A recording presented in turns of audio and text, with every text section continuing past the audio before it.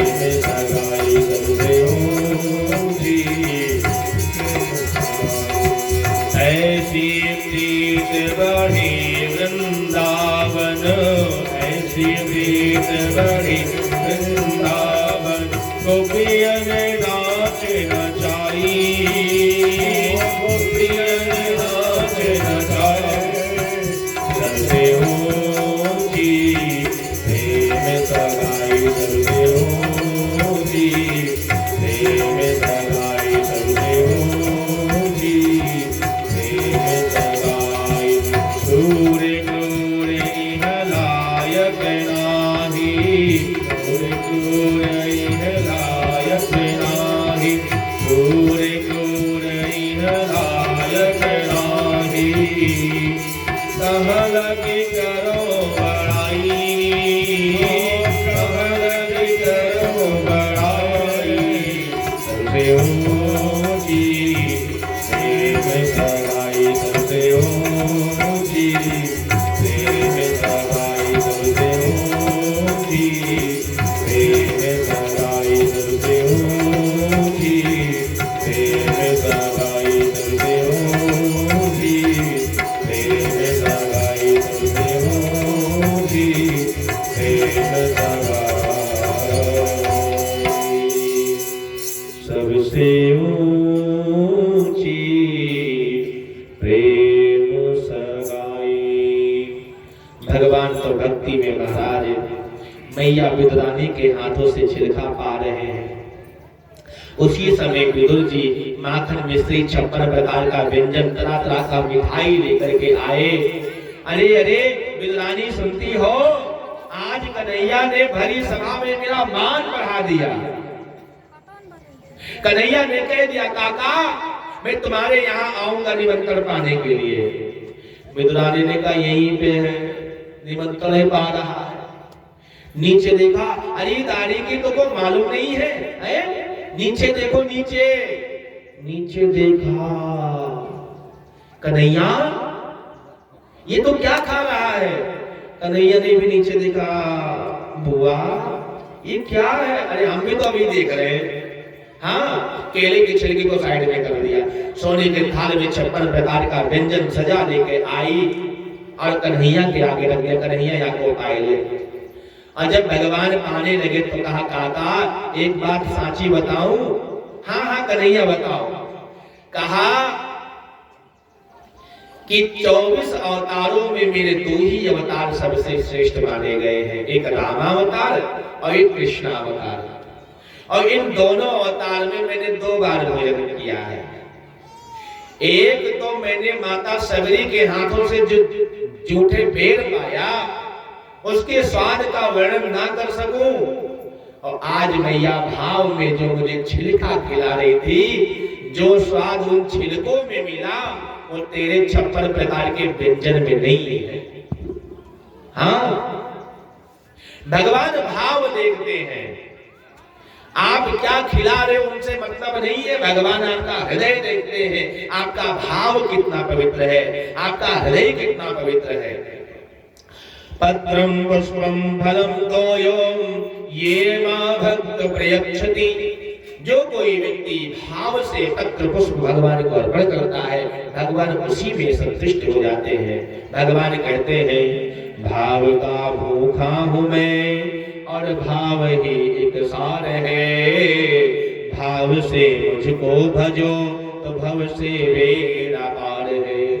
भाव बिन सुनी पुकारे मैं कभी सुनता नहीं।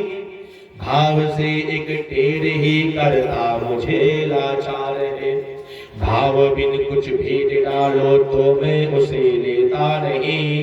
भाव से एक पत्र ही होता मुझे स्वीकार है। एक पत्र पुष्प भी भगवान को अपने हृदय से, हृदय में श्रद्धा भक्ति भाव रख करके दे दो, भगवान उस पत्र से ही संतुष्ट हो जाएंगे। वरना महाराज चाहे 56 प्रकार का व्यंजन सोने के थाल में लगा दोगे, ठाकुर रिझने वाला नहीं है। भगवान का भाव और प्रेम देखता है। हाँ, बाद में भगवान चले जाते हैं, महाभारत जैसा युद्ध होता है।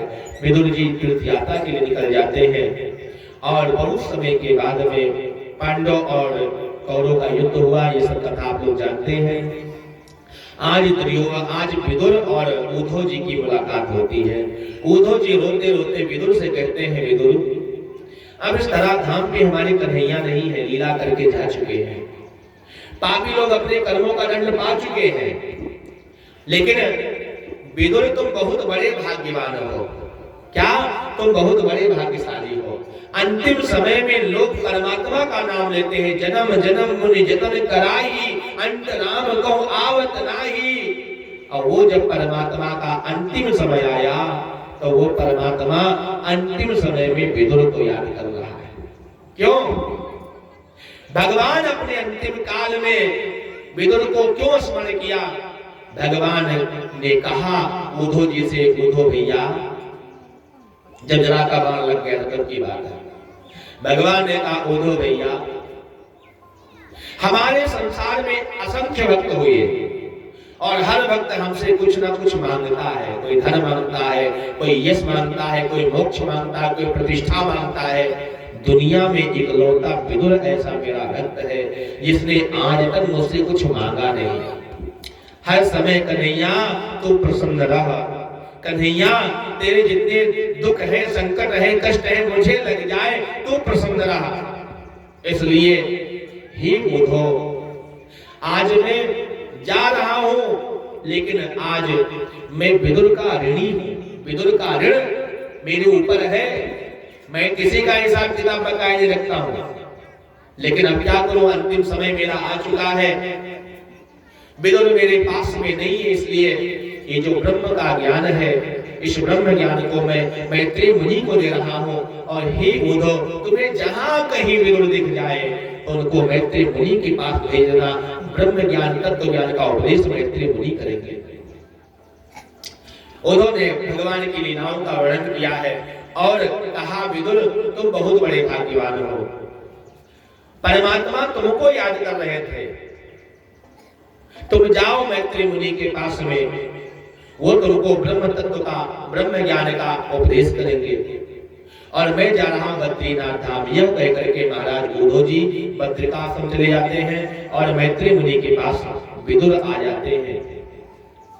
विदुर जब आए, प्रणाम किया है, आशीर्वाद मैत्री मुनि ने दिया है, बराबर आसन पर बैठाया और कहा, हे विदुर, तुम कोई साधारण नहीं हो।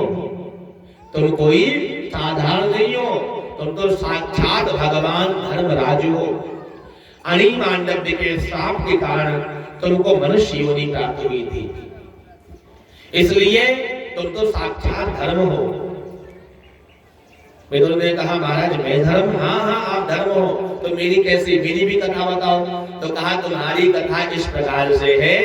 एक ऋषि रहते थे जिनका नाम था मांडव्य ऋषि। क्या नाम था? मांडव्य ऋषि।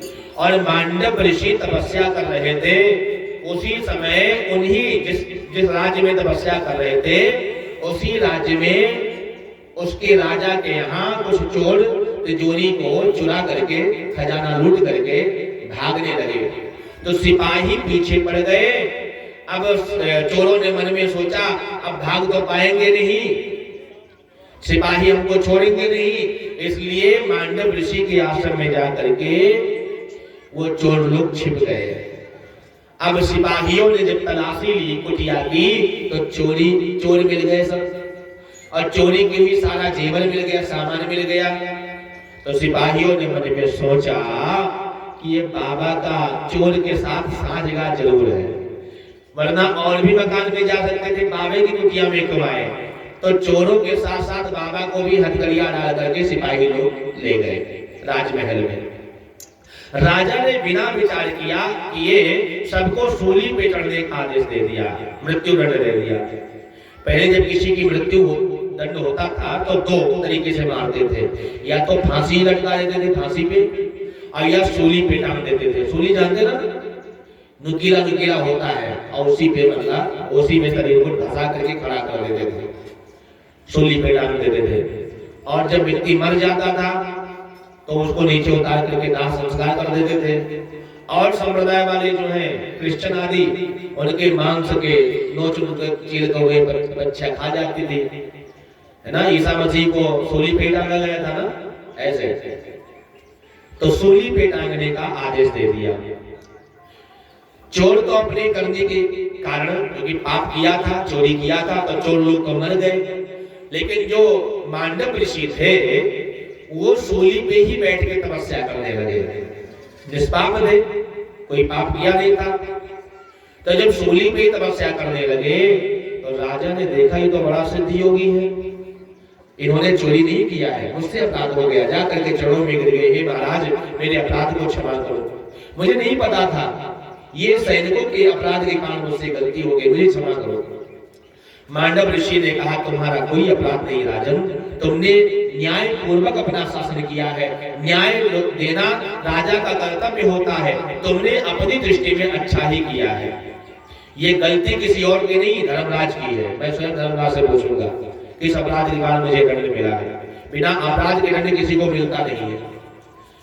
ऋषि का जो सूली था वो हड्डी में जाकर के घुस गया था, तो सूली निकला नहीं, तो सूली को कटा दिया गया, काट दिया गया, तो सूली शरीर में धस गई, इसलिए उनका नाम पड़ गया अनिमांडव्य। क्या नाम पड़ गया?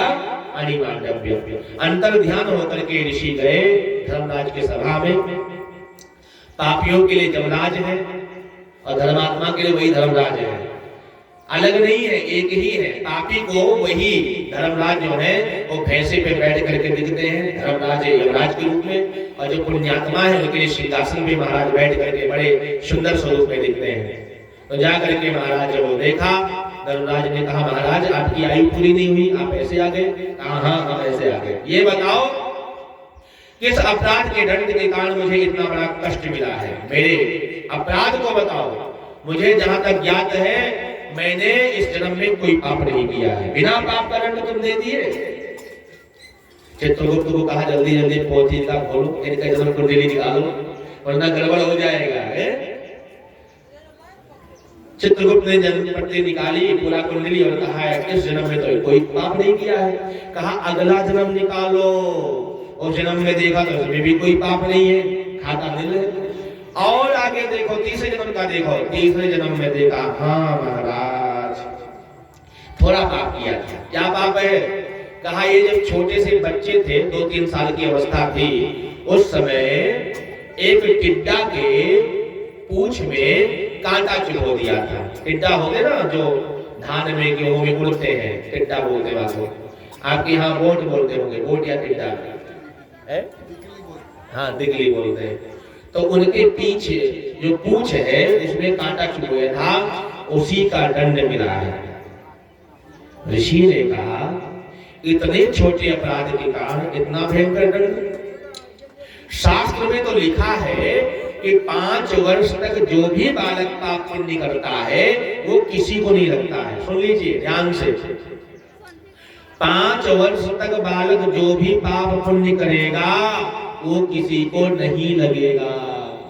और जब 5 वर्ष के बाद में अगर कोई पाप कर रहा है बालक, तो बालक को तो नहीं लगेगा, लेकिन उनके माता पिता के अकाउंट में ट्रांसफर होना शुरू हो जाएगा। इसीलिए कहते हैं 10 वर्षानि टालयत्, क्योंकि 10 वर्ष के समय जो भी पाप करेगा वो सारा उनके माता पिता को भोगना पड़ेगा। बालक किसी की झोपड़ी को फोड़ करके आएंगे तो उलाहना किसके पास पहुंचेगा? मैया के पास, तुम्हारा बेटा हमारे बेटे को पीट दिया।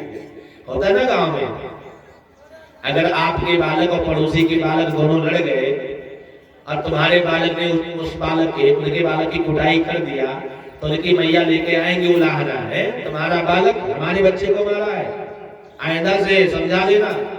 ये होता है ना ऐसे।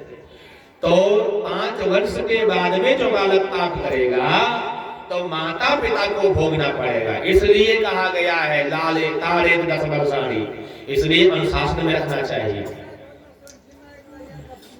मांडव ऋषि ने कहा लेकिन मेरा 5 वर्ष का आयु तो है नहीं, मैं 3 वर्ष की आयु में अपराध किया था। तो वेद शास्त्र में तो यही लिखा है 3 वर्ष का बालक जो भी पाप न करता उसको किसी को नहीं लगता है। या तो वेद शास्त्र झूठे हैं, ये कह दो कि वेद गलत है, या तो आप गलत हो। धर्मराज ने कहा प्रभु वेद शास्त्र भगवान की वाणी है, वो गलत नहीं है, हमसे ही अपराध हो गया, मेरे अपराध को क्षमा करो। मांडव ऋषि कहाँ क्षमा करने वाले भैया, जिनके शरीर में छुरा लगा हुआ है। अरे मूर्ख धर्मराज, मनुष्य का जन्म कितना संघर्ष में होता है, ये तुम्हें मालूम नहीं है? एक बार मानव बनकर देखो तो फिर तुम्हें पता चलेगा मानव के जीवन में कितने कष्ट आते हैं, कितने संकट आते हैं, धर्म का पालन करना कितना कठिन होता है। जब एक बार मनुष्य बनोगे तब तुम्हें मालूम होगा। मैं मांडव ऋषि तुम्हें श्राप देता हूं। धर्मराज उठ के खड़े हो गए, कहा महाराज 3 काम करना। श्राप दे रहे हो मैं स्वीकार करूंगा, लेकिन 3 काम मत करना। ऋषि ने कहा बताओ। कहा पहला काम मुझे राजा मत बनाना, दूसरा काम मुझे मंत्री मत बनाना, दासी का पुत्र मत बनाना, और तीसरा काम मुझे किसी शूद्र योनि में नीच कुल में जन्म मत देना। ये 3 मैं तुमसे हाथ जोड़ के प्रार्थना करता हूँ। बाबा नाराज थे महाराज, कहा तुमको तीनों बनना पड़ेगा। तुम राजा भी बनोगे, तुम मंत्री भी बनोगे, और तुम्हारा जन्म शूद्र योनि में भी होगा। उसी समय था जो धर्मराज थे वो 3 भाग में खंडित हो गए। उनका शरीर का 3 टुकड़ा हो गया। एक भाग से युधिष्ठिर बने, वो भी धर्मराज के अवतार माने गए। दूसरे भाग से विदुर बने, और तीसरे भाग से स्वपच वाल्मीकि बने। जिन वाल्मीकि स्वपच जो थे वो बने। ये वो वाल्मीकि नहीं है जिन्होंने रामायण की रचना किया, ये दूसरे वाल्मीकि हैं।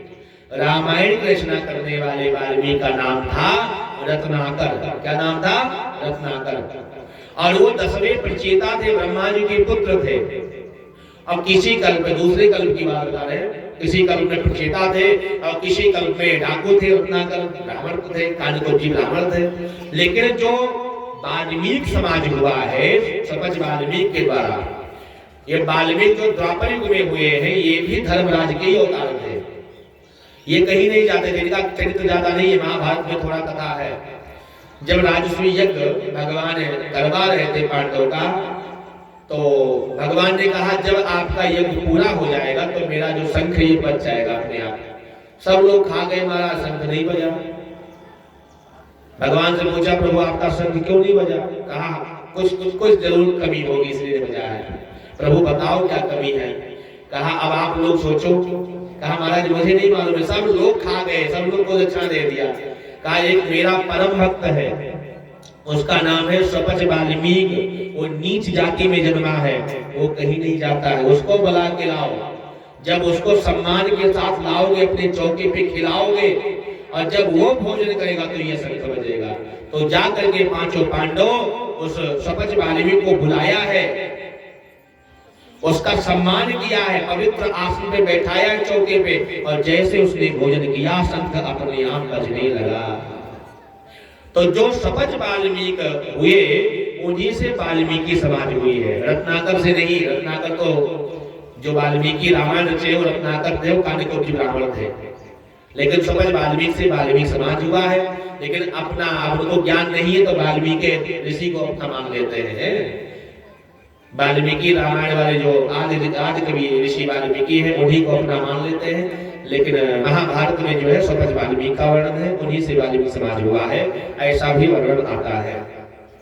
बोले भक्तवत्सल भगवान की।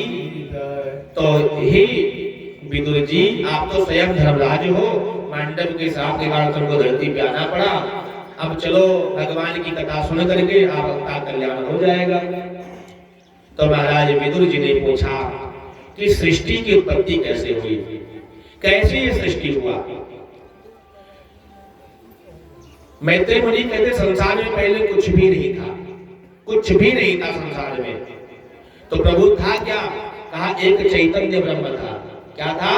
चैतन्य ब्रह्म परमात्मा था, अव्यक्त रूप से था, और कुछ भी नहीं था। ना थल ना जल ना आकाश ना वायु ना पृथ्वी, कुछ भी नहीं था। उस परमात्मा के अंदर इच्छा हुई एको अहम बहुश्याम, एक से हम अनेक हो जाए। तो परमात्मा के आंखों से चंद्रमा की उत्पत्ति हो गई। अव्यक्त रूप के परमात्मा जो है ब्रह्म विराट पुरुष, उनके आंखों से सूर्य और चंद्रमा का जन्म हुआ। उनके चमड़ी से, चर्म से वायु का जन्म हो गया। दोनों कानों से 10 दिशाओं का जन्म हो गया। चर्म से औषधियों का जन्म हो गया। और शिशम से प्रजापति ब्रह्मा का जन्म हुआ है, प्रजापति का जन्म हुआ है। मलद्वार से मित्रदेव का जन्म हुआ, दोनों हाथों से इंद्र की उत्पत्ति हुई, पैर से विष्णु की उत्पत्ति हुई है, बुद्धि से वाणी की उत्पत्ति हुई है। क्या कोई बात है? नहीं। बुद्धि से वाणी की उत्पत्ति हुई है, हृदय से मन की उत्पत्ति हुई है, अहंकार की उत्पत्ति हुई है, चित्त से चेतना की उत्पत्ति हुई है, मुख से विराट पुरुष के मुख से ब्राह्मण, दोनों हाथों से क्षत्रिय, पेट से वैश्य, पैरों से शूद्र की उत्पत्ति हुई है। इस प्रकार से परमात्मा से संपूर्ण संसार की उत्पत्ति होने लगी है। फिर परमात्मा ने देखा ये संसार अभी भी अपूर्ण है, तो परमात्मा महाराज अपने शरीर के पसीने से एक नदी का निर्माण किया जिसका नाम है गंगा। क्या नाम है? गंगा। बोले गंगा मैया की। उसी में भगवान तपस्या किया है। फिर परमात्मा उसी नदी में लेट जाते हैं 1000 फण वाले शेषनाग की सैया पे, और उनके महाराज नाभि से कमल निकलता है। क्या निकलता है? एक कमल निकलता है। वो कमल महाराज ब्रह्मांड में स्थित हो जाता है, सत्यलोक में। एक बालक जन्म लेता है, चारों दिशाओं में देखता है तो उसके 4 मुख हो जाते हैं। कितने हो जाते हैं? 4 मुखी। इसलिए उनको चतुरानन कहते हैं। उसने मन में सोचा मुझको पैदा किसने किया? न कोई मैया है, न कोई बाप है, हम कहां से आ गए? तो वो जो बालक है वो कमल की नाल को पकड़ कर नीचे जा रहा है, फिर ऊपर जा रहा है, फिर नीचे जा रहा है, फिर ऊपर जा रहा है, कोई आधार मिल ही नहीं रहा है। आकाशवाणी हुई, तपस्या करो और सृष्टि करो। ता और पा 2 शब्द सुनाई दिया तो वो बालक तपस्या करने लगा। हजारों दिव्य वर्षों तक तपस्या करता रहा। तो महाराज हाथ में बंसी लिए, मोर मुकुट धारण की हुई भगवान प्रकट हो गए। बोले द्वारिकाधीश भगवान की, कृष्ण कन्हैया लाल की। और ब्रह्मा से भगवान ने कहा, विधाता हे बेटा तुम्हारा कल्याण हो, मैं तुम्हारा पिता, आज से तुम्हारा नाम विधाता होगा। ब्रह्मा जी ने कहा इतना बड़ा पद न दो, कहीं अहंकार ना हो जाए। भगवान ने कहा तुम्हें अहंकार नहीं होगा, तुमको मैं चतुश्लोकी भागवत प्रदान कर रहा हूँ। और भगवान के संकल्प से ही ब्रह्मा जी को भागवत का ज्ञान प्राप्त हो गया। कहा आप जाओ सृष्टि करो। तो ब्रह्मा जी सृष्टि प्रारंभ कर दिया। सबसे पहले मन के द्वारा 4 बच्चे को पैदा किया। नाम हुआ सनक, सनंदन, सनातन और सनकुमार। इन 4 बच्चों से कहा बेटा सृष्टि करो। शनकादिकों ने कहा पिताजी हम सृष्टि नहीं करेंगे। ब्रह्मा जी ने कहा पिता की आज्ञा का उल्लंघन करते हो, जाओ मैं तुम्हें साथ देता हूँ, तुम छोटे छोटे बालक ही बड़े रहोगे। हाँ, शनकादिकों ने कहा पिताजी बहुत बढ़िया बात है, छोटे छोटे बच्चे रहेंगे, ना कोई शादी ब्याह करेगा, ना कोई हमारे पीछे डोलेगा, जवान होंगे, हृष्ट पुष्ट होंगे, तभी तो लोग हमारे आकर्षण होगा, तभी लोग आएंगे। अब 4-4 साल के बालक, 5-5 साल के बालक, चाहे कपड़ा पहन के डोले, चाहे बिना कपड़े डोले, उनसे कोई शादी ब्याह करेगा? बताओ। 5 साल के बच्चे से कोई विवाह करेगा? नहीं करेगा, है? तो ये जो शनकादिक है ना, ये दिखने में 5 साल की बालक है, अवस्था अरबों खरबों साल की है, असंख्य साल की है। जब ब्रह्मा जी सृष्टि किए तब से है, लेकिन दिखने में 5 साल की है। दाढ़ी मूंछ कभी आता नहीं है, नन्हे नन्हे बालक है, कोपीन पहने होते, कपड़ा पहने ना पहने उनसे कोई मतलब नहीं। आज भी महाराज वो ऐसे ही है। फिर ब्रह्मा जी ने महातत्व, अहंकार, तन्मात्रा, इंद्रियां, अधिष्ठात्र देवता, अविद्या, स्थावर, जंगल, त्रियक, मनुष्य की सृष्टि किया है। फिर भी संतोष नहीं हुआ है, तो ब्रह्मा जी को क्रोध आ गया। क्या आ गया? क्रोध। अब क्रोधाग्नि प्रकट हो गई। उसी क्रोधाग्नि से भगवान शिव का जन्म हुआ। बोले शंकर भगवान की जय। भोले बाबा ने कहा पिताजी प्रणाम। ब्रह्मा जी ने कहा कल्याण हो। भोले बाबा ने कहा पिताजी बताओ हम क्या करें? कहा बेटा सृष्टि करो। भोले बाबा ने कहा मना तो नहीं करोगे? अरे पहले करो तो देखे तो कैसी सृष्टि है। भोले बाबा ने कहा जो आज्ञा पिताजी। अब भोले बाबा ने सृष्टि प्रारंभ कर दिया। बाबा की सृष्टि है, ध्यान से सुनो। भूत, प्रेत, पिशाच, डाकनी, शाकनी, ब्रह्म राक्षस, बेताल, नाग देवता। ब्रह्मा जी ने कहा बेटा मत रहने दे, तेरी सृष्टि पता चल गया तो कैसे सृष्टि वाला है, तो सारे संसार को ही नष्ट कर देगा। भूत प्रेत की सृष्टि करेगा। पिताजी आपने तो कहा था सृष्टि करो। नहीं नहीं नहीं, मैंने नहीं कहा था मत करो सृष्टि। ठीक है पिताजी। भोले बाबा ने को देखा तो ब्रह्मा जी ने कहा आज मुझे पता चल गया तो सबका बाबा है। हाँ तो सबका बाबा है, जा भगवान कैलाश में तपस्या कर, सृष्टि करने का काम तेरा नहीं है। जब सृष्टि का संहार करना होगा ना तब बुला लेंगे, अपने अकेले मत जाना, ये भूत प्रेत सबको ले जाना। तो भोले बाबा भूत प्रेत पिशाच डाकनी साके सबको लेकर कैलाश चले गए। इसीलिए महाराज कैलाश में कोई नहीं जाता है। हिमालय पे लोग चढ़ गए लेकिन कोई कैलाश में गया है सुना है? और जो गया वो आया नहीं, ये भी है। एक बार जो कैलाश चला गया और लौट के दोबारा आया नहीं, क्योंकि बाबा रहते हैं और बाबा के साथ साथ कौन रहता है बताओ? भूत प्रेत पिशाच डाकनी शाकनी ब्रह्म राक्षस बेताल। कोई भूत ही पर्याप्त है, एक ही भूत मिल जाए महाराज। बोले भक्त भगवान की। फिर महाराज ब्रह्मा जी ने मरीचि की, अत्रि की, अंगिरा, पुलस्त, पुलहा, क्रतु, भृगु, वशिष्ठ, दक्ष और अंत में नारद की उत्पत्ति किया है। ऋषियों से कहा बेटा सृष्टि में सहयोग करो। कहा पिताजी हम सृष्टि में सहयोग करेंगे। नारद जी से कहा बेटा सृष्टि में सहयोग करो। नारद जी ने कहा नारायण नारायण। हे पिताजी हम सृष्टि में सहयोग नहीं करेंगे। पिता की आज्ञा को उल्लंघन करते हो, जाओ मैं तुम्हें साफ देता हूँ, तुम्हें एक जगह से दूसरी जगह कहीं रुक ही नहीं पाओगे। नारद जी ने कहा बहता पानी रमता जोगी को रुकना भी नहीं चाहिए, हम तो भगवान का भजन करके डोलते रहेंगे। नारद जी चले गए। ब्रह्मा जी के दक्षिण स्तंभ से धर्म की उत्पत्ति हुई, पीठ से अधर्म की उत्पत्ति हुई, हृदय से काम वासना की उत्पत्ति हुई। दोनों जो भौहें हैं इन भौहों से क्रोध की उत्पत्ति हुई, ओठ से लोभ की उत्पत्ति हुई, मुख से वाणी की उत्पत्ति हुई, छाया से कर्दम की उत्पत्ति हुई। और ब्रह्मा जी ने एक स्त्री को, एक कन्या को जन्म दिया और उस कन्या का नाम था गायत्री। उनको देख करके ब्रह्मा जी ने, क्योंकि पहले जो मन से उत्पन्न होते थे तो छोटे नहीं होते थे, डायरेक्ट बड़े हो जाते थे। आजकल बच्चे छोटे छोटे होते ना।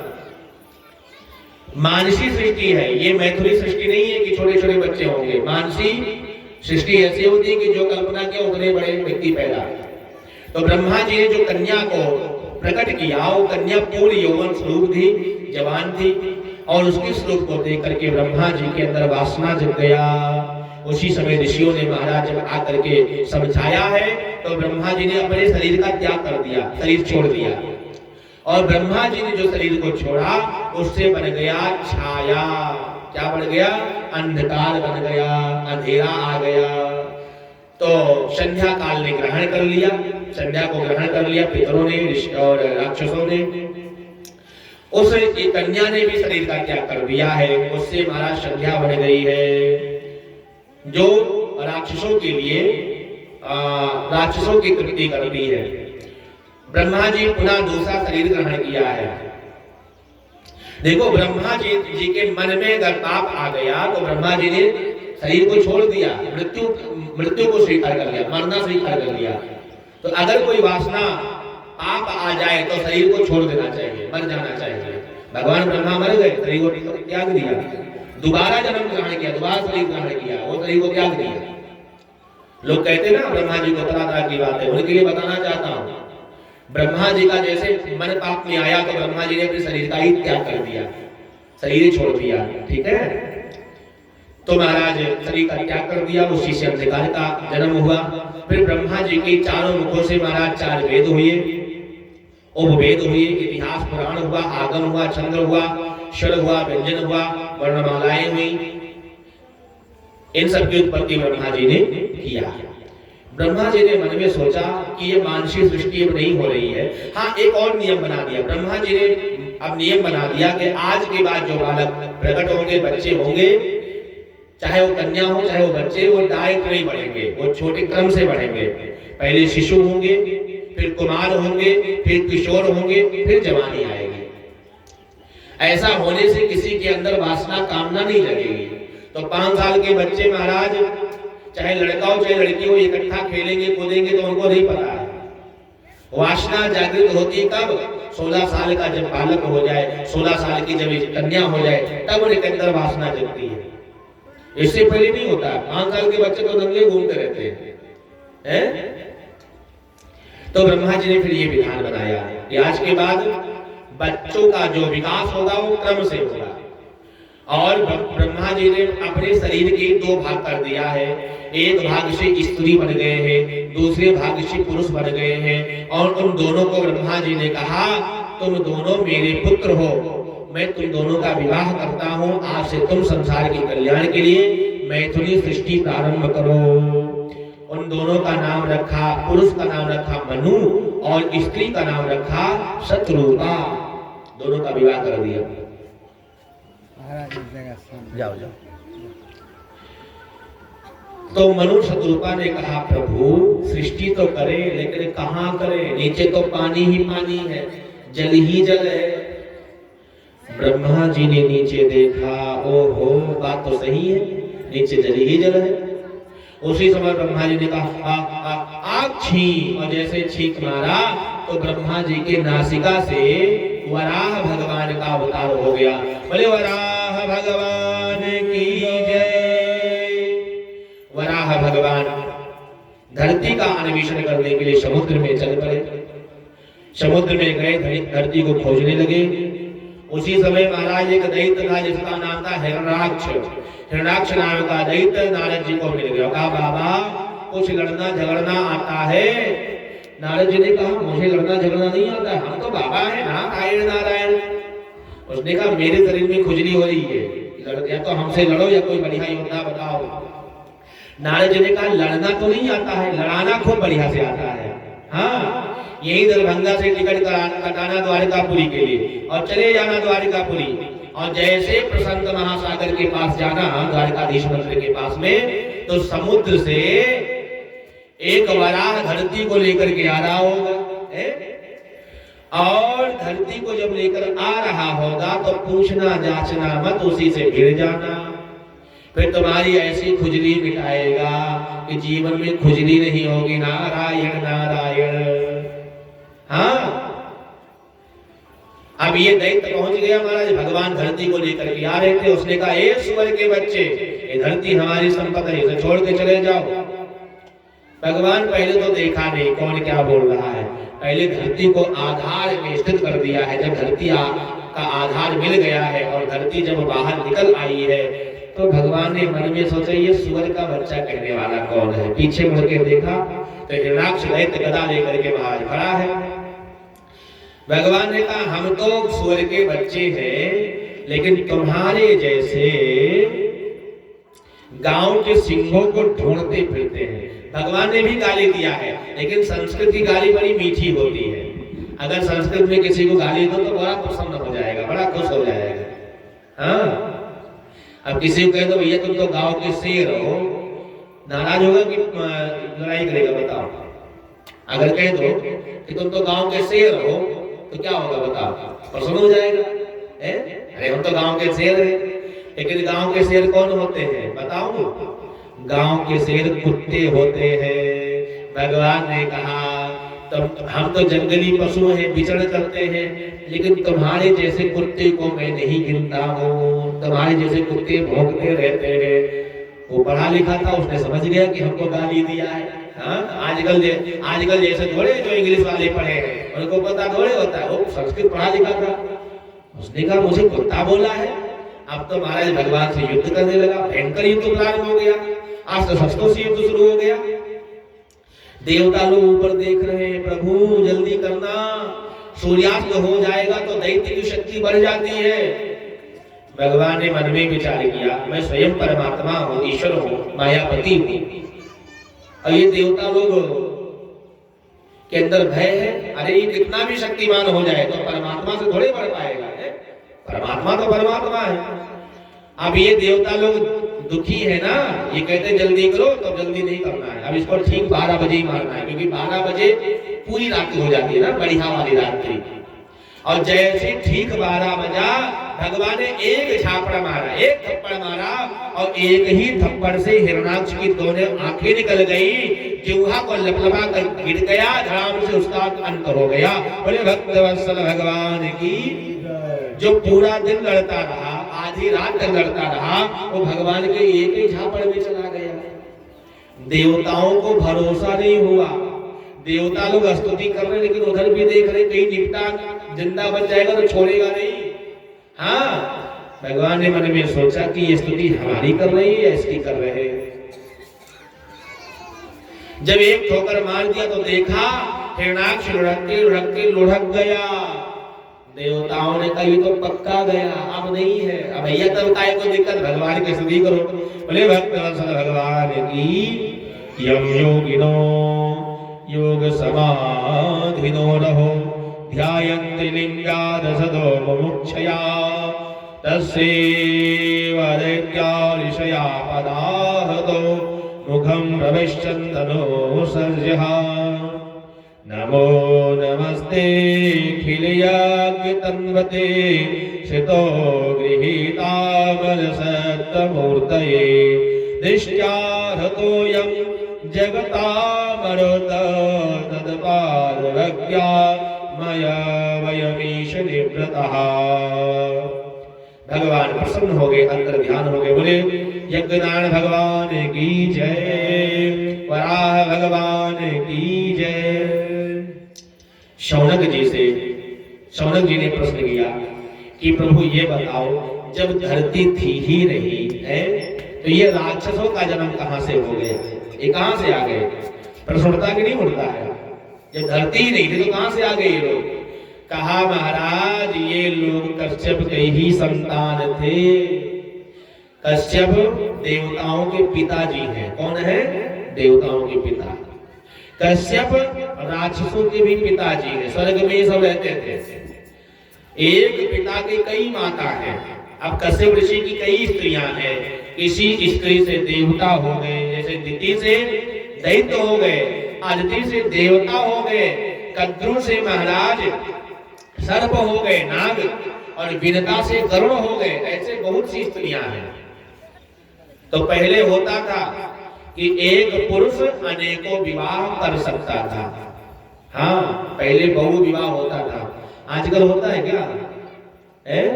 एक देवता 2-4 शादी करता है? नहीं करता है, एक ही करता है। लेकिन पहले ऐसा था, पहले एक आदमी 2-3 विवाह कर सकता था, छूट होती थी हिंदुओं में भी। आजकल दूसरे वालों में छूट है, 4 शादी कर सकते हैं, 40 बच्चे पैदा कर सकते हैं। कितने? हाँ, 4 करेंगे 40 पैदा करेंगे। इसीलिए महाराज उनकी जनसंख्या बढ़ रही है।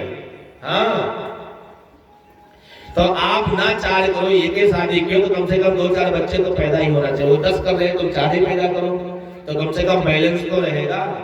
80% हो, वरना 80% से अभी तो 90-95 है ना परसेंट, 90% से ऊपर है।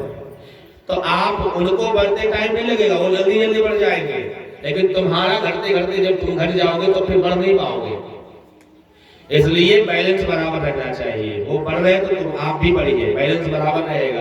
पता नहीं कभी ग्रह युद्ध हो जाए तो उनको सिखाने के लिए, सीख देने के लिए आपके घर में अगर 4 बेटा है तो एक मर भी जाएगा तो दुख नहीं होगा। और अगर एक ही बालक है और वो निपट गया है, क्योंकि दंगा फसाद होता तो कौन जीतता है कौन मरता है। जब 4 होते हैं 5 होते हैं ना, तब दिक्कत नहीं होती है। 4 लोग लठ उठाएंगे तो मरेंगे कोई नहीं, सबको मार के आ जाएंगे। हाँ, जहां 4 लठ 5 लठ उड़ गई, तहां महाराज घायल होने की संभावना बहुत कम है, पीटने की संभावना ज्यादा है, फिर पिटाई ज्यादा करोगे। और एक ही वाला महाराज दुपक करके छूता है, एक है तो भागना पड़ेगा, 4 है तो महाराज खेद करके मारेंगे। सही करें गलत करें बताओ? इसलिए परिवार ही धन है, परिवार ही धन है। यहां महाराज कश्यप के बहुत संतान है, 33 करोड़ देवता है। एक स्त्री से कश्यप जी ने 33 करोड़ बच्चों को पैदा किया है। कितने? 33 करोड़। और दूसरी जो दिति है उससे अनेकों दैत्य पैदा किए हैं। तो एक बार की बात है, जो दूसरी पत्नी दिति है सायंकाल के समय, संध्या काल के समय अपने पति के पास में गई और कहा, हे पति देव, मुझे कामदेव सता रहा है, मुझे पुत्र चाहिए, मेरे साथ प्रेम करो, मेरा आलिंगन करो।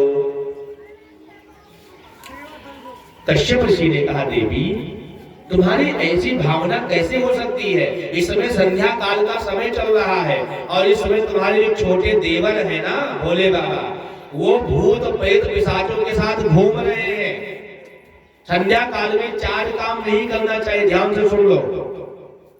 कि चत्वारिमानि कर्माणि संध्यायां परिवर्जयेत्, आहारं मैथुनं निद्रं स्वाध्यायनं च चतुर्थकम्, आहारे जायते व्याधि मैथुने गर्भदुष्टता, निद्रायां वर्षते लक्ष्मी, स्वाध्याये मरणं ध्रुवम्।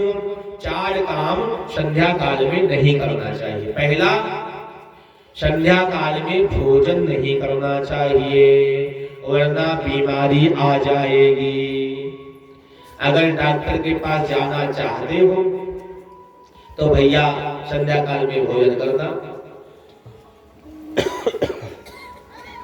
और अगर बीमारी से बचना चाहते हो तो संध्या काल में भोजन ना करना।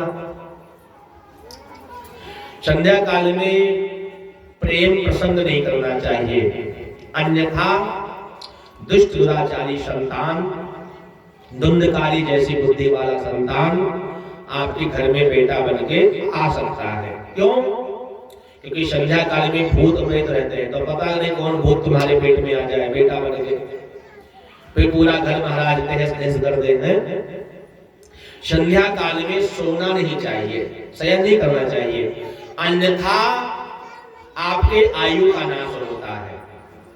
संध्या काल में सोने से आयु नष्ट होती है और संध्या काल में पढ़ाई लिखाई नहीं करना चाहिए, अन्यथा बुद्धि मंद हो जाती है। जो पढ़ोगे वो भी भूलोगे, जो नहीं पढ़ रहे वो भी जाएगा, सब चला जाएगा, मंद बुद्धि वाले हो जाओगे। संध्या काल में केवल भगवान का कीर्तन और भगवान की कथा सुननी चाहिए। दिति को बार बार समझाया, लेकिन जब नहीं मानी तो कश्यप जी समझ गए भगवान की ही कुछ इच्छा है, इसको राक्षस ही चाहिए तो ठीक है, राक्षस ही ले, और क्या। और कश्यप ऋषि ने स्त्री की कामना पूर्ण किया और कहा, हे देवी, तुमने समय का ध्यान नहीं दिया। कुछ समय में संध्या काल में तुमने मेरे साथ में समागम किया है, इसलिए जाओ, तुम्हारे पेट से 2 भयंकर दैत्यों का जन्म होगा। हाँ, और ये कोई साधारण दैत्य नहीं होंगे। अब इनको बड़ी ग्लानि हुई कि मैंने कितना बड़ा पाप कर दिया है, संध्या काल में हमको ऐसा नहीं करना चाहिए, लेकिन अब हो गया पाप। तो पाप का परिणाम क्या है? 2 राक्षसों का जन्म होगा। चरणों में गिर गई, हे पतिदेव, मुझ पे कृपा करो, करुणा करो, हमारे राक्षस पैदा हो जाएंगे तो बड़ा अनर्थ हो जाएगा। पति प्रसन्न हुए और कहा, ठीक है, बेटा तो तुम्हारे राक्षस होंगे, लेकिन जो पोता होगा ना वो भगवान का बहुत बड़ा भक्त होगा, इतनी कृपा कर दिया। बेटा तो राक्षस होंगे, उसमें कोई परिवर्तन नहीं, लेकिन जो उनका बेटा होगा, तुम्हारा पोता होगा, वो नारायण का भक्त होगा। तो प्रहलाद जी भगवान के भक्त बने। बेटा महाराज कौन हुआ? ये कोई और नहीं महाराज, भगवान की ही द्वारपाल थे।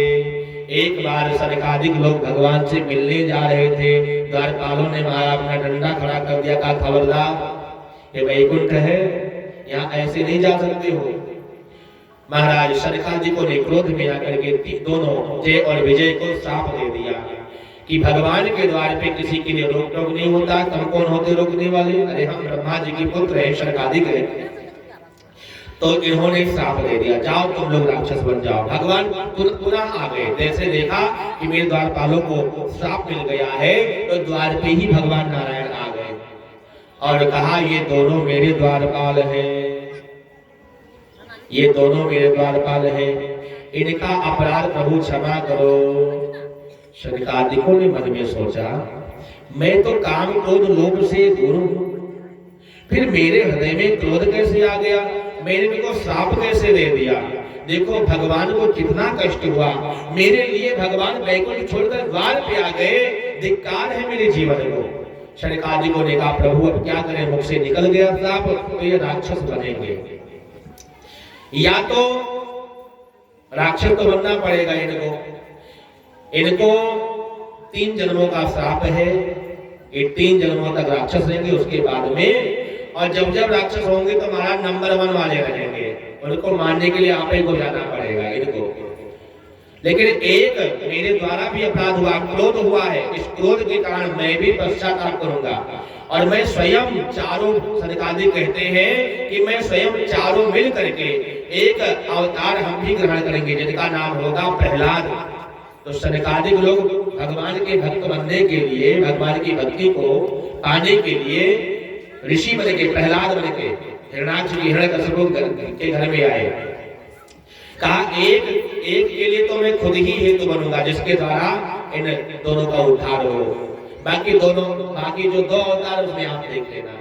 तो भगवान ने कहा ठीक है, वही दोनों दैत्य आज महाराज दिति के गर्भ में आ गए और दोनों का जब जन्म हुआ तो ये रोए नहीं, अट्टहास करके हंसने लगे। और जब इनका जन्म हुआ तो मलमूत्र अस्थियों की वर्षा होने लगी, रक्त की वर्षा होने लगी, सूर्य की कांति फीकी हो गई, भयंकर महाराज उत्ताप होने लगा, धरती डगमगाने लगी, आकाश पाताल पृथ्वी कांपने लगी। और इनका जब जन्म हुआ इनका नाम रखा गया हिरण्याक्ष और हिरण्यकश्यप। और ये महाराज बढ़ने लगे, डेली बढ़ रहे, आज 1 हाथ, कल 2 हाथ, परसों 10 हाथ, परसों 50 हाथ, बढ़ते बढ़ते बढ़ते इतना बढ़ गए कि सूर्य चंद्रमा इनके कमर तक पहुंच गया। अब छोटे मोटे बालक को चलो कपड़ा पहना दे, डेली बढ़ने वाले के क्या कपड़ा पहनाए हैं? छोटे मोटे बच्चे हो, धीरे धीरे बढ़ रहे हो तो चलो उनके लिए कपड़ा खरीद दे, सूट बूट पहना दे। और ये जब डेली बढ़ रहे हैं, आज कपड़ा पहनाएंगे कल 4 हाथ के हो जाएंगे, परसों पहनाएंगे 10 हाथ के हो जाएंगे, कितना कपड़ा खरीदे? तो कहा तुम लोग ऐसे ढोल लो। हाँ, तो बिना कपड़े के बेचारे ढोल रहे हैं। एक दोनों दैत्य इतना बढ़ गए महाराज हिरण्याक्ष। एक को तो निपटा दिया महाराज, एक का हिरण्याक्ष को तो निपटा दिया। हिरण्यकश्यप की कथा हम सप्तम स्कंद में करेंगे। बोले भक्तवत्सल भगवान की जय। अब धरती पे आ गए कौन? मनु और शत्रुपा। जब धरती स्थित हो गई तो मनु शत्रुपा आ गए और मनु शत्रुपा ने अयोध्या को सबसे पहले अपनी राजधानी बनाया है और 2 बेटों को जन्म दिया है, 3 कन्याओं का जन्म हुआ है। एक बेटे का नाम है प्रियव्रत और दूसरे बेटे का नाम है उत्तानपाद। तो प्रियव्रत और उत्तानपाद की कथा भी हम आगे कहेंगे, पहले बेटियों का चरित्र सुनाए। हाँ, हमारे धर्मशास्त्रों में बेटियों के लिए, स्त्रियों के लिए माताओं का स्थान सबसे ऊंचा है, इसलिए बेटियों को हीरा कहते हैं। क्या कहते हैं? बेटियां हीरा है। और पुरुष को नहीं कहते, पुरुष तो लोहा है, कहीं पड़े रहे। हाँ, लोहे में थोड़ा जंग भी लग जाएगा तो बिक जाएगा, उन्हें बोले धाम में उसको उसके ग्राहक मिल जाएंगे। लेकिन हीरे को महाराज संभाल के रखना पड़ता है तिजोरी में। अगर हीरे में थोड़ा भी खरोच आ गया तो हीरा का कीमत खत्म हो गया। इसीलिए स्त्रियों के लिए, कन्याओं के लिए माताओं का चरित्र संभाल कर रखना पड़ता है, क्योंकि अगर उनका चरित्र का नाश हो गया तो उनका सारा जीवन नष्ट हो गया, समझ लीजिए। चरित्र का नाश होने पर भी कुछ बचता नहीं है। इसीलिए महाराज माताओं का सम्मान ज्यादा करते हैं हमारे धर्मशास्त्र। इसीलिए सबसे पहले कन्याओं का चरित्र बताया है। अकुति का विवाह हुआ रुचि नाम के प्रजापति के साथ में, प्रसूति का विवाह दक्ष प्रजापति के साथ में हुआ और देवहूति का विवाह कर्दम ऋषि के साथ में हुआ। एक समय की बात है, गुजरात के बिंदु सरोवर पर एक बाबा तपस्या कर रहे थे जिनका नाम था कर्दम ऋषि। क्या नाम था? कर्दम। ये तपस्या कर रहे थे कि हमारा जल्दी से बढ़िया सा विवाह हो जाए, कोई सुंदर कन्या मिल जाए। हाँ, काली कलोटी ना हो, सुंदर गोरी तो विवाह कर लेंगे। और बाबा की उम्र कितनी है? बाबा 90 साल के, दांत पूरी कर रहे हैं।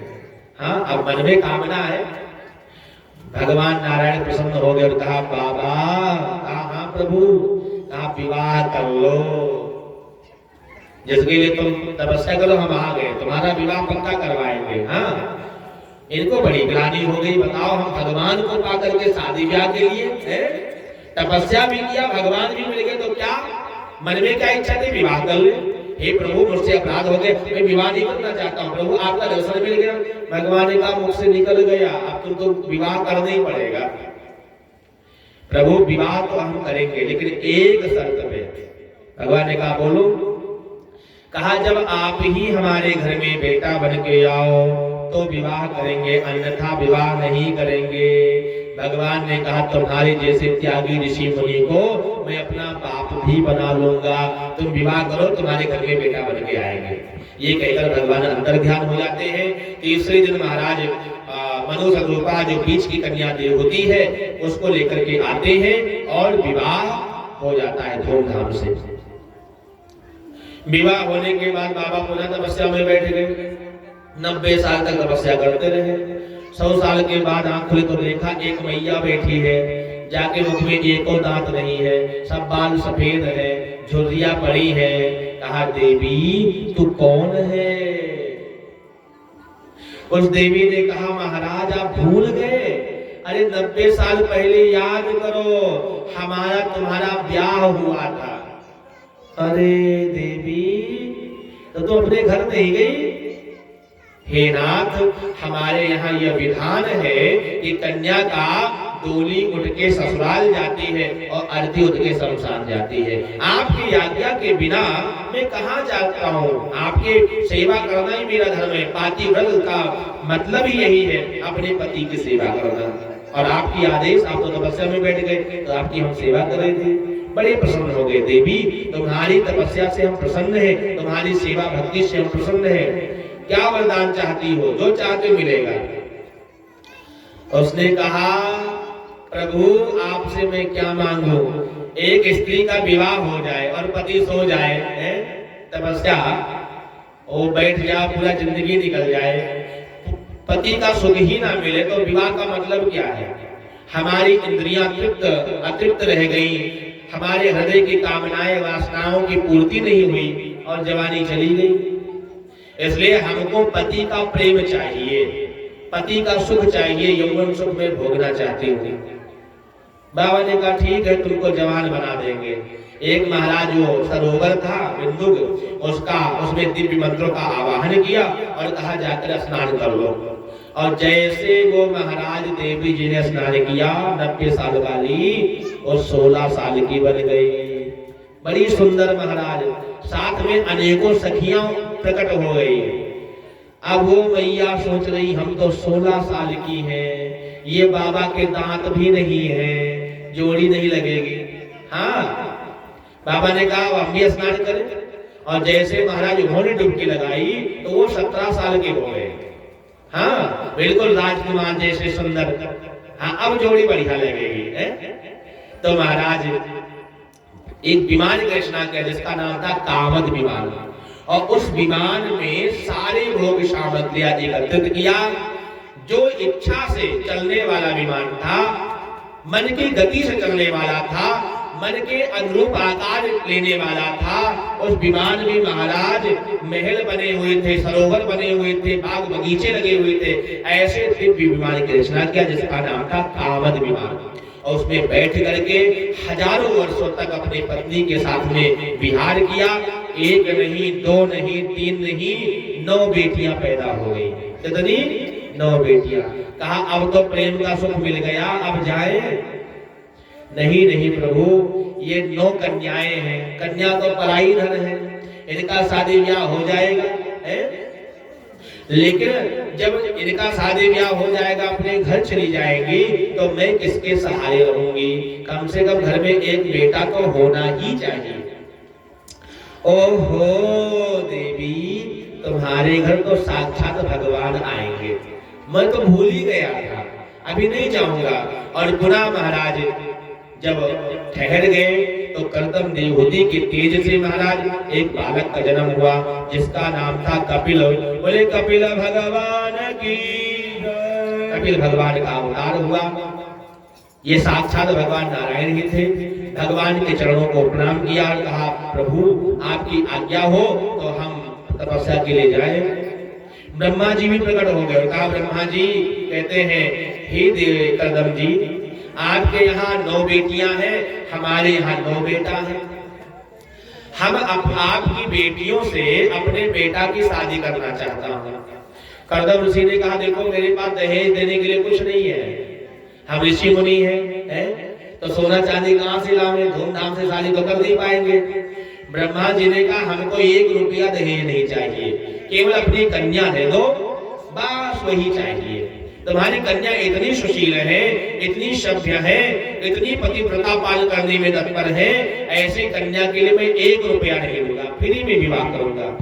और ब्रह्मा जी के पास धन की कमी है, स्वयं जो लोक पितामह है उनको धन देने की क्या जरूरत है।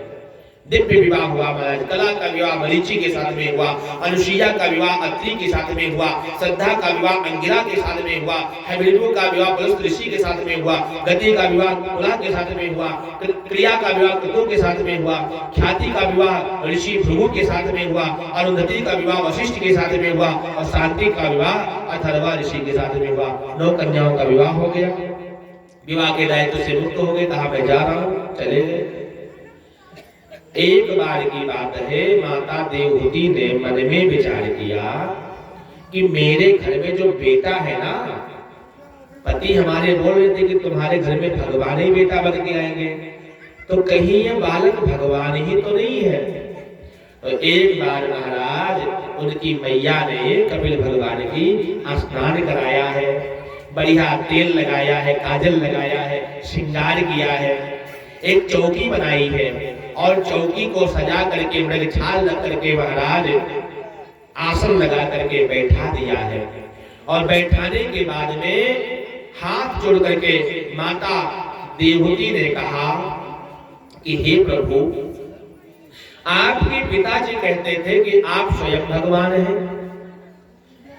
भगवान ने कहा मैया, अगर पिताजी बोल रहे थे ना तो हम भगवान ही हैं। क्या? अगर पिताजी बोल रहे थे तो हम भगवान ही हैं। हे प्रभु, अगर आप परमात्मा हैं, भगवान हैं, तो मैं आपसे कुछ पूछना चाहती हूँ। भगवान ने कहा बोलो मैया, क्या पूछना चाहती हो? कहा अवस्था समाप्त होने को जा रहा है, बुढ़ापा ने घेर लिया है, दांतें गिर रही है, आंखों से दिखाई देना कम हो गया, कानों से सुनाई देना कम हो गया, लेकिन मेरी इच्छाओं की पूर्ति क्यों नहीं हुई? मेरी इच्छाएं, मेरी कामनाएं, मेरी वासनाएं, इनकी तृप्ति क्यों नहीं हुई? भगवान ने कहा मैया, ओ मोरी मैया, ध्यान से सुन लो। आप माया के चक्कर में फंसी हो और मैं मायापति हूं। माया के चक्कर में फंसोगे तो दुख सुख सब मिलेगा, वासनाएं कामनाओं की कभी पूर्ति नहीं होगी। अब अगर आग में घी डालोगे तो घी बुझेगी कि भड़केगी? बताओ, है भड़केगी। अरे आग को बुझाने के लिए पानी डालना पड़ेगा, घी नहीं डालना पड़ेगा। और आप माया का आश्रय लेकर के माया पे जीतना चाहती हो, इसलिए हे मैया, आपसे बड़ा नादान कोई नहीं है। कि माया माया सब भजे, माधव भजे न कोई, जो कोई माधव भजे माया चेरी होई। कोई तन दुखी, कोई मन दुखी, कोई धन बिन रहत उदास, थोड़े थोड़े सब दुखी, सुखी राम को दास, सुखी राम को दास, सुखी राम को दास।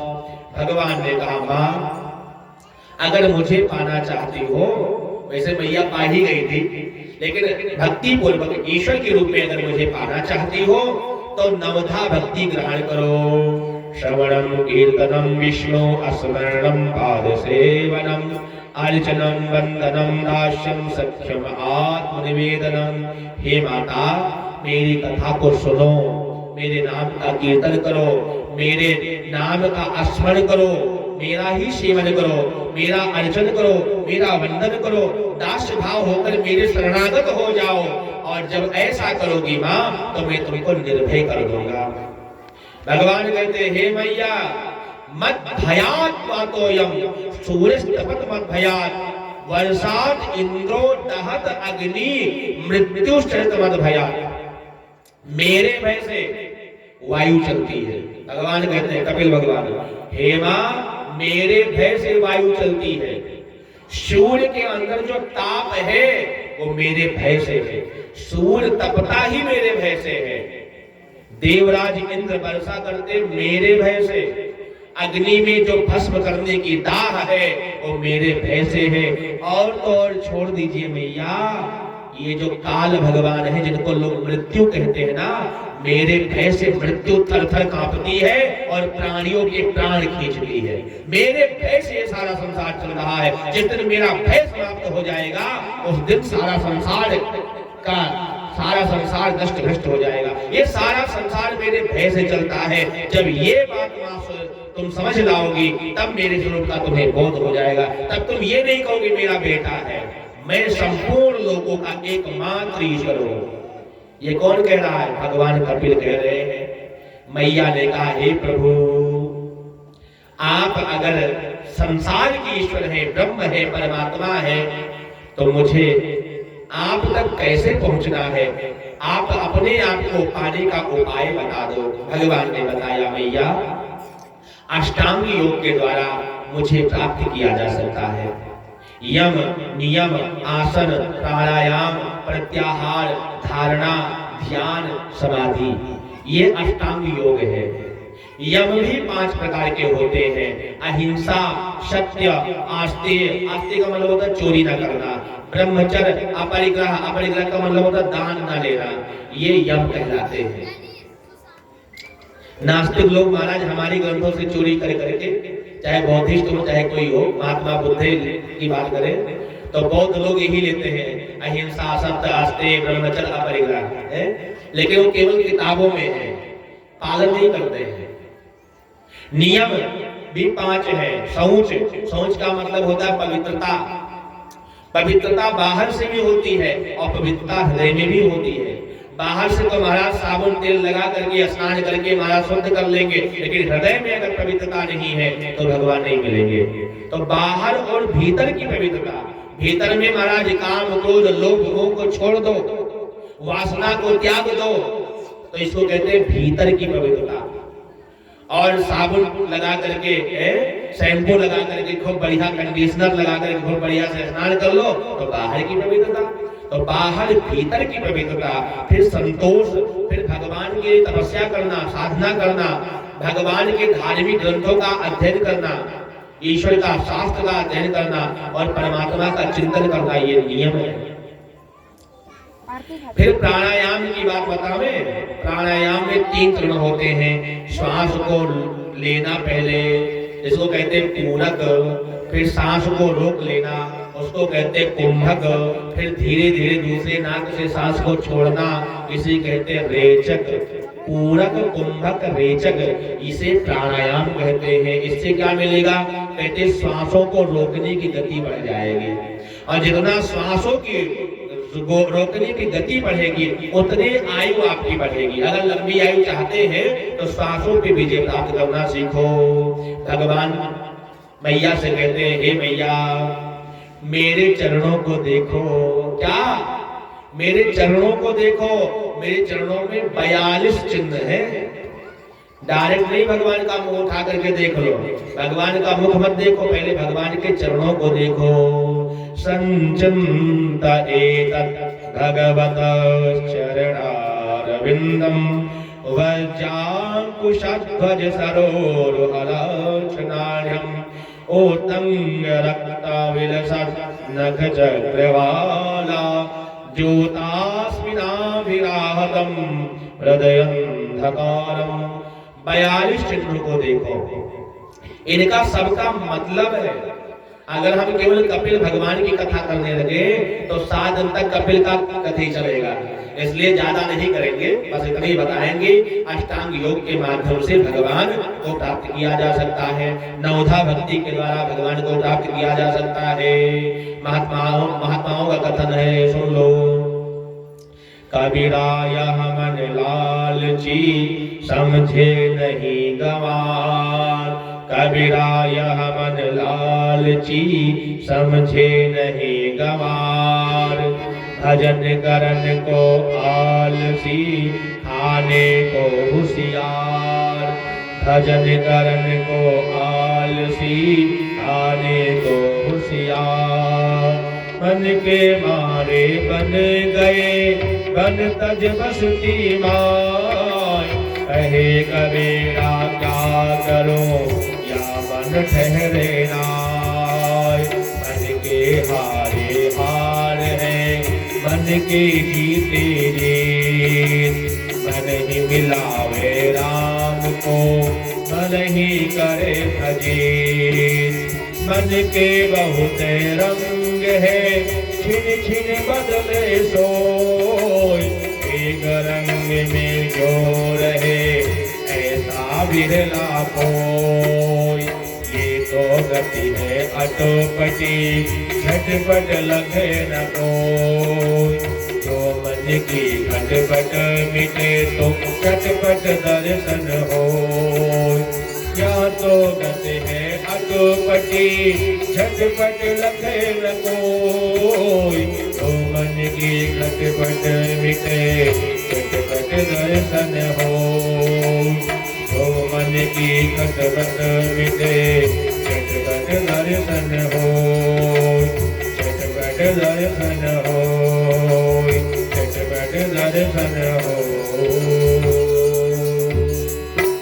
तो सारा काम मन के ही होता है महाराज, मन के बहुत रंग है।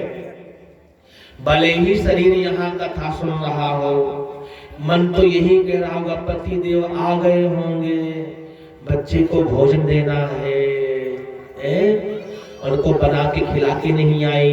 अरे गैया भी है, उनको चारा दे के नहीं आई, चारे काटने का समय हो रहा है। शरीर भले ही यहाँ है, लेकिन मन कहाँ कहाँ जा रहा है।